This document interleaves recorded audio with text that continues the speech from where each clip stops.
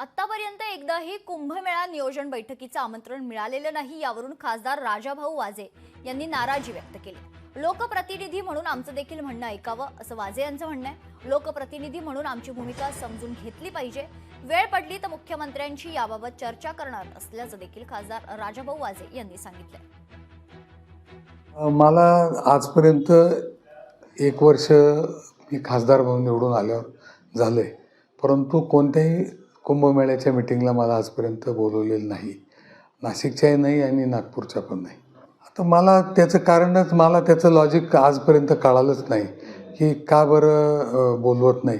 खासदार आपल्या विरोधाच्या पक्षांकडचा आहे, या इथूनही जर होत असेल तर ते चुकीचं आहे। माझे विचार तरी तुम्ही ऐकून घेतले पाहिजे अशी माझी वैयक्तिक भावना आहे। तुम्हाला जे करायचं ते तुम्ही करणार आहात, परंतु लोकप्रतिनिधी म्हणून सर्वांनाच बोलवलं पाहिजे असं माझं वैयक्तिक मत आहे। लोकशाही मराठी ऐका, पहा, जागरूक रहा।